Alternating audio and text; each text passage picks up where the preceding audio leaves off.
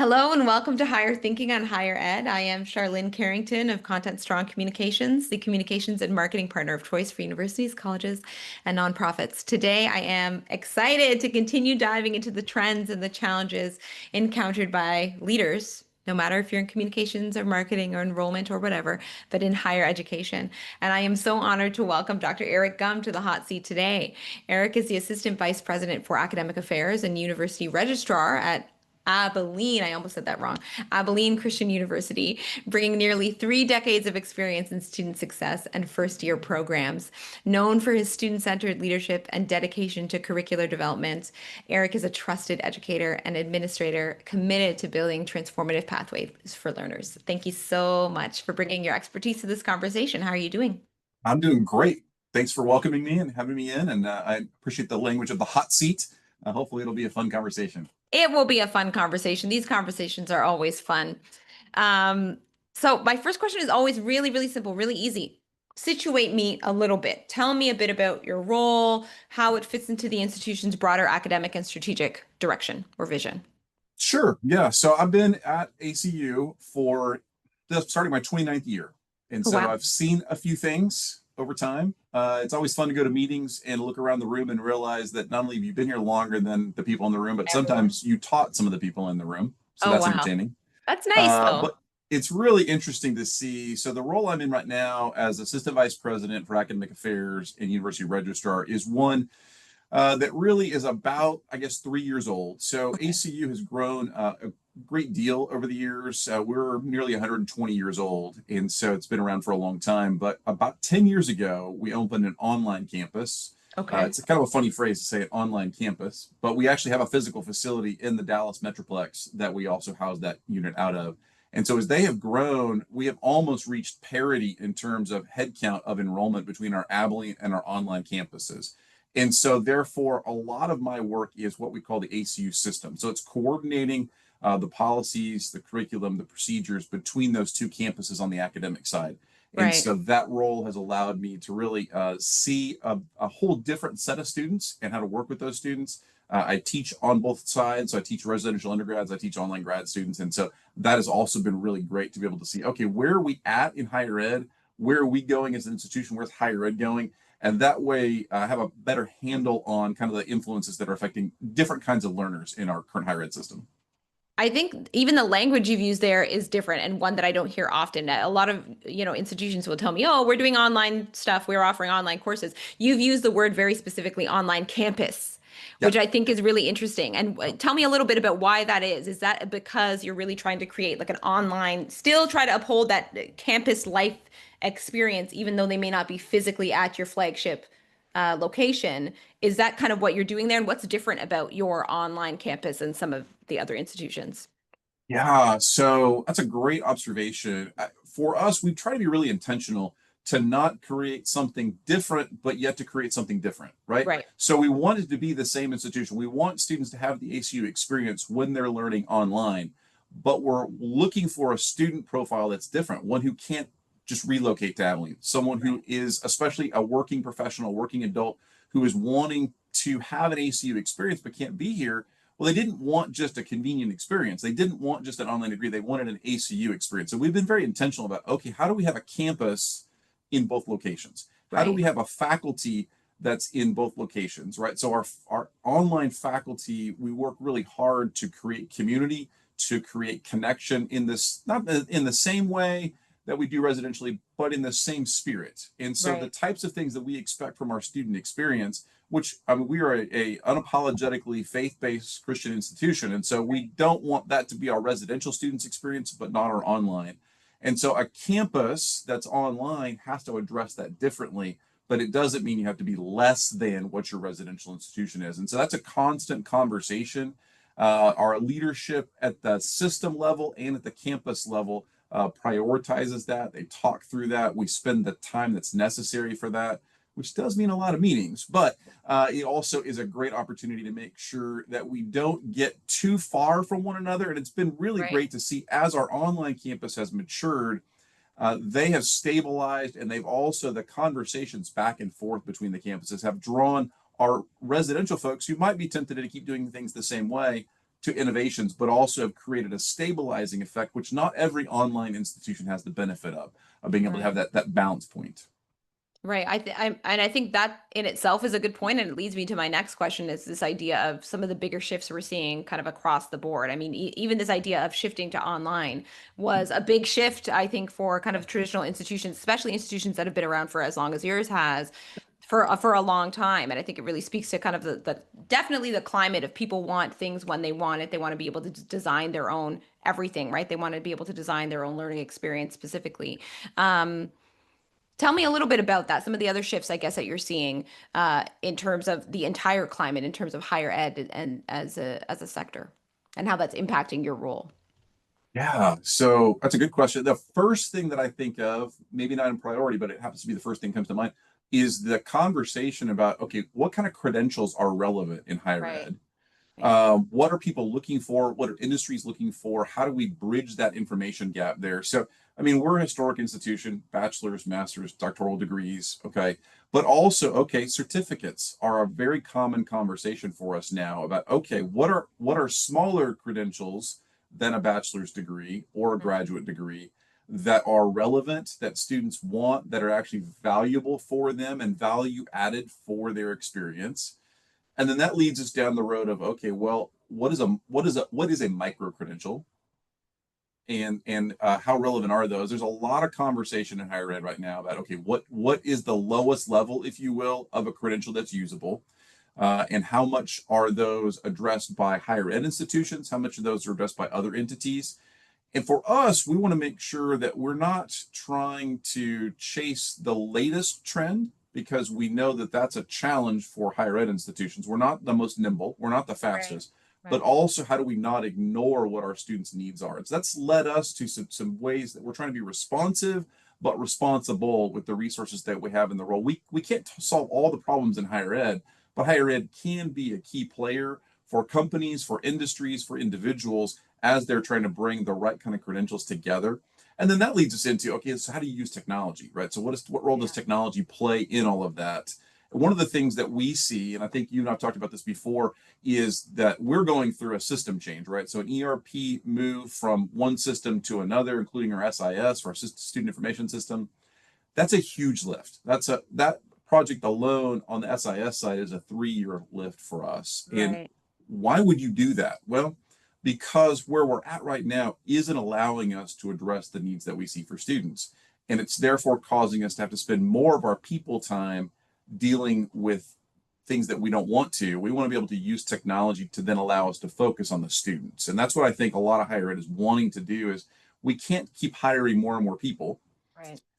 There's less and less resources, so we have to get more efficient, but sometimes efficiency comes at the cost of people. And so trying to balance those two pieces is a key conversation. I think it probably in most higher ed leadership conversations is, okay, how do we value people and yet value the technology add that can come along with that. And the other piece of that is that I'm hearing a lot, and it builds on that, is this idea of, people want, because there is such a focus across the board, not only in higher ed, on Mhm. technology. People are living on their phones and they're living on their screens. People are Yeah, wanting that more personalized approach, and they want that more, in some cases, that one-on-one. They just want to be able to get yeah, the answer when they want it right away. And sometimes yeah, picking old school methods of picking up the phone or sending an email to have someone actually answer with the question is more valuable to them. So I think that's, yeah. really, really interesting. You mentioned there about this idea of, the lowest level credential that's usable. And one thing that came to mind for me was this idea that it's not only usability, it's value. We're hearing this conversation so much in higher education, is this pushback against, is higher ed still valuable, and how do we continue to promote the idea that higher ed is valuable? Because are you finding that in some of the work that you're dealing with now is really trying to come against that? I almost want to call it a storytelling problem, but this idea of really Mm, being able to showcase the value of higher ed beyond, this, yes, the small micro credential, but even the full bigger ticket, item of, here is a degree, and here is a diploma, and here is the piece of paper that you spent 4, 5, 6 years, whatever it is, trying yeah. to get. It feels like a new conversation, but it's really not, right? it's Right. it's been around for decades. It's just the ability for us to have so much focus on topics, right? There's so much media opportunity. I mean, what we're doing today, we couldn't have done this 20 years ago. We could have Right. done this 10 years ago, really, but 20 years ago, for sure. When I was an undergrad, a little more than 20 years ago, this would definitely not have been something that we did, right? But the same conversation was going on. They're like, what's the value? Should you? I mean, 1636, when Harvard was founded, people were still questioning the value of higher ed.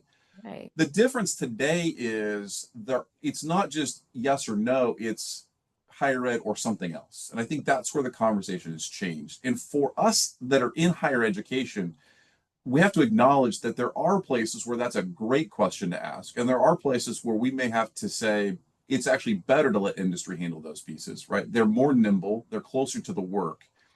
For me and for the people that I work with, I think a lot of the conversation comes back to instead of trying to, I'm making up this metaphor as I'm talking right now, but instead of trying to use a used car mentality of, well, don't Right. buy your used car, buy our used car. Instead, let's talk differently about how are we equipping you for a longer term run, right? Right. And so for undergrads specifically, right?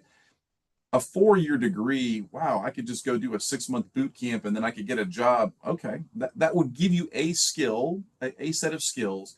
A 4-year degree or a graduate level degree is designed to give you tools in your toolbox for how the field changes. Right. And so if you're only going to college for a specific job that's available right now, the reality is there are so many jobs that are available now that 5 years ago didn't even Will. exist. And Yeah. 5 years from now, there's going to be jobs that we can't train you for those jobs because they don't exist. We can't build a curriculum for them. Let's Right. give you a set of skills that are transferable across a wide variety of things.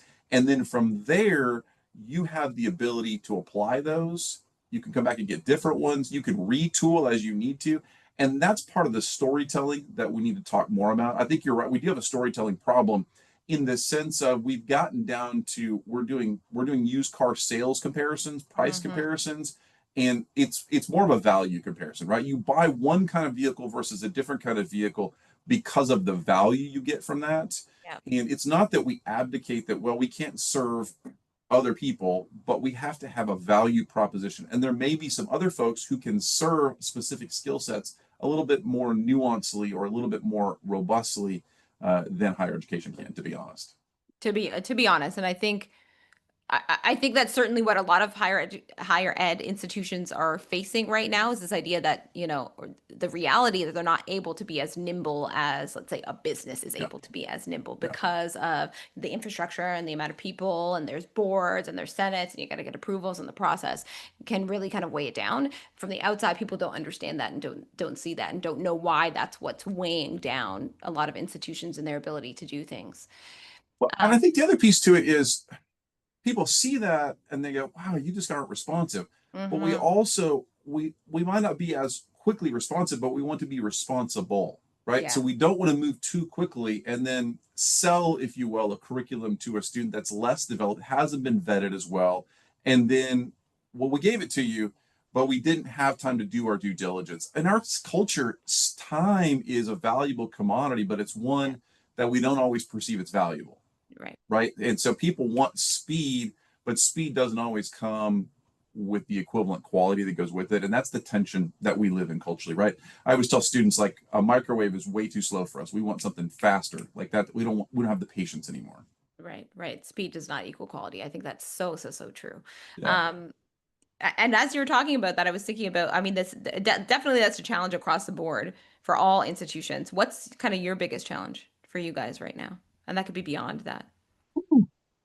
I mean, we're a private institution and we're essentially a tuition dependent institution. So student enrollment, I mean, student Yeah. enrollment, student enrollment, student enrollment. I think anybody in higher ed, except for the very tippy top group, and even with our current challenges this year, even that tip top group is beginning to have to make changes in how they fill their classes, right? So trying to find the students that want to be at your institution, that fit with the mission of your institution, that can be Hmm. successful at your institution has always been a challenge. But with the increased pressure, the financial challenges that everybody faces, with the enrollment cliff that we've been facing for a good while, we're fortunate to Hmm. be in Texas, so we're one of the few states that doesn't have that same high school graduate drop off number. Right. But that just means that other folks that wouldn't normally come here to recruit students are here recruiting students. So that enrollment thing is a factor that affects us specifically, and most of higher ed, certainly private higher ed, absolutely. And then, I mean, like everything else, right? The economy and the resources that you have available to get the right people, to build the right facilities, to offer the right services. That's always the question mark that everybody faces. And I think you hit the nail on the head. That's certainly, once again, an across the board challenge. And it really goes back to just what the climate is that we're all of our Yeah. institutions are kind of are in right now. I Yeah. think about something you just said. I mean, not only finding students, but this idea of finding the right students. So Yeah. when you think about, some of the efforts that your institution is taking right now to do all of those things, what are I don't know, what are the metrics you're tracking right now? How are you really knowing that you're doing the things to the best of your ability and you're getting your check marks? Is it just enrollment or what else are you guys looking at? Well, we're really interested in student success, right? So we're trying as much as you can in the fast-paced world that we live in, and especially the fast-paced enrollment world, of trying to learn enough about a student to help make a good Right. connection. And some students are more than willing to overshare, and some students it's even more difficult. So I spent my first 4 years in higher ed in admissions, and I know back then, and the things that our admissions team deals with now in terms of difficulties, I would call a student's home phone number and try to get hold of them, right? And I might get their mom who would answer the phone, but the student may or may not be there, and I'm playing phone tag with totally different now, right? They don't Right. even have a home phone, right? So they either are super responsive and will tell you all kinds of things so you can help them make an informed decision, Right. or you have very little information. And so trying to find, okay, how do we do that?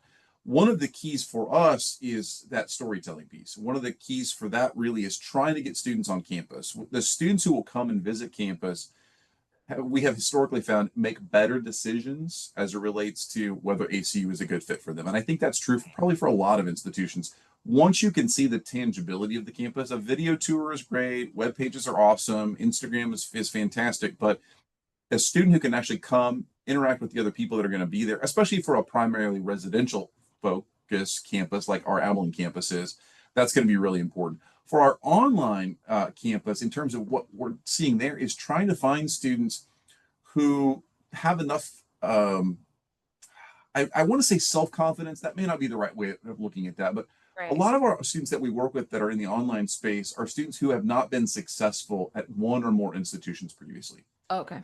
and trying to find, and I think that's true for most of the online institutions, especially those that are serving undergrads. Right. And so how do we convey to those students that you have that capability, if that's reasonable, right? So higher ed is not for everybody, Hmm. but for students who want to be successful in higher ed, being able to show them how they do have that ability and how our system of support can allow them to be successful when maybe they have had a couple of missteps before, where they Right. haven't necessarily made the progress that they wanted to, and now they don't have the self-confidence. Is being able to coach that self-confidence to see this is the type of environment that you can be successful with. This is the type of environment that has these sorts of expectations for our students, so that that gives energy, that gives life to them, and makes them want to be able to do the things that they are capable of doing, but maybe their higher ed trajectory hasn't necessarily shown them that.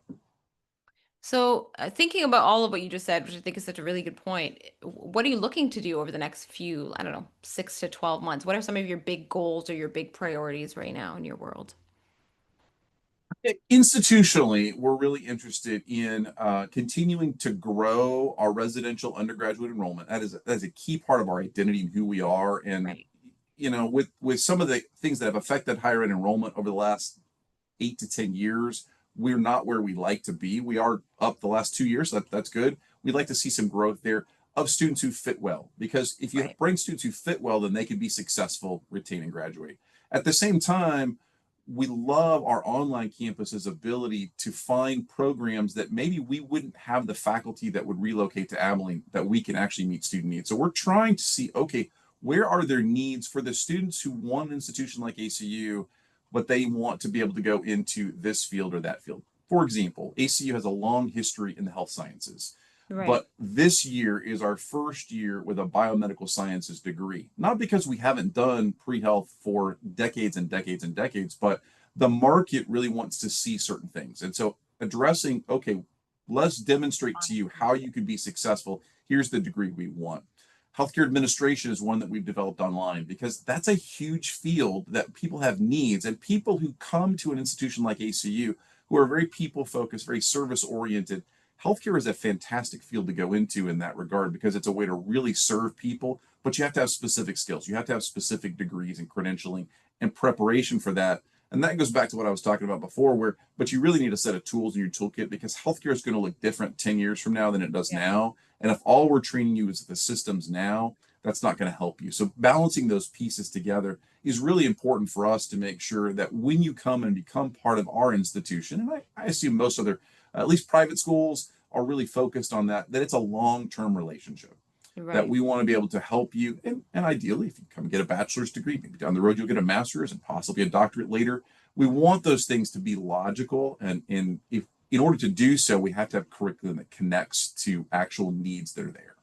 Right, exactly. And I think for some institutions that aren't necessarily as prepared, progressive, or forward thinking, they're missing that piece is the idea that you have to be forward thinking and you have to think about how you can give Yeah. them, how you can prepare students to be more well rounded so they can take whatever skills they're getting and they can apply it to any single thing that the world's going to throw at them. Specifically, when we're seeing all of these new technologies and AI and so on and so forth, and the world is changing so rapidly, we have no idea what will be the Yeah. top demand, what will be in Yeah. demand in the next few years, right? I think that's a really great point. My last question is always the big magic wand question. Some people find this super challenging to answer, and some people find it super, super easy. So I'd be interested to hear your answer. But if I gave you this magic wand and I said, listen, you can wave it around and you can remove any barrier that's standing in your way, whether it's, systems or, a challenge to student success or budget limitations, approval chains, whatever it is, what would you solve first and why? See, with great power comes great responsibility. That's a Possibility. hard question to answer, right? I know. I have two totally different tracks there.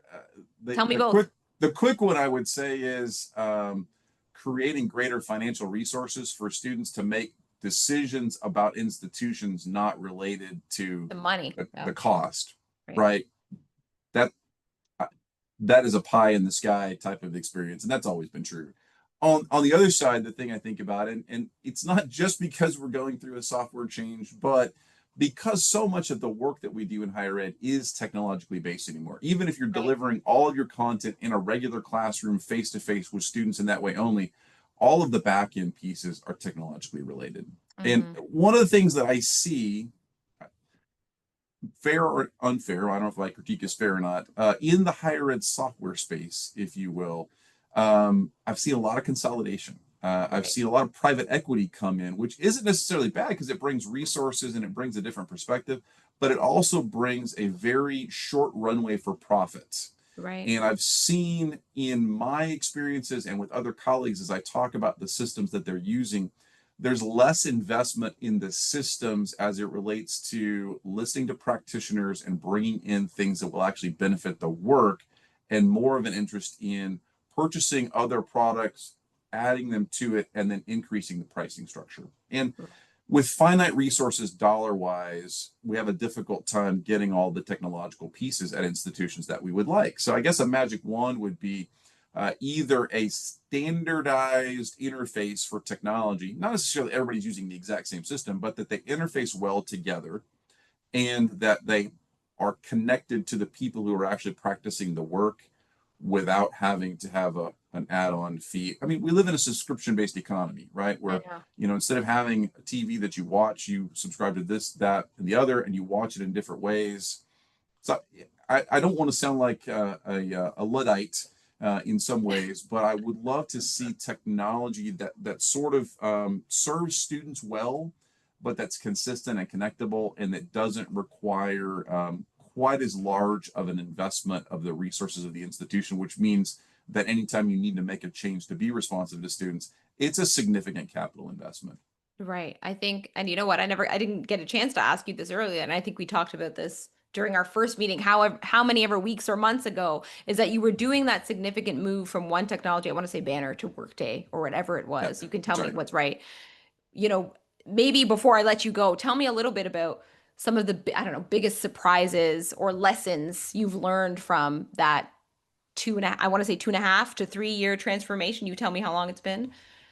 Yeah, so we're just on the front end of that too. So Okay. we can come back in a year or in 2 years and we can see how things are going. So we've made the decision to move all of our systems, so our whole ERP over. So we are, oh, 3/4 of the way, 2/3 of the way through the HR and finance move. So that'll come Right. live for us in January. The student piece we've just started. We're just a few months into it, and we'll be live in the fall of 27 with that. And so for us, the pieces that I knew already, which is what I brought into the conversation of let's make an informed decision, are this is huge. Right. And we have to, this gives us the opportunity, but makes us have the requirement that we will evaluate all of the things that we do.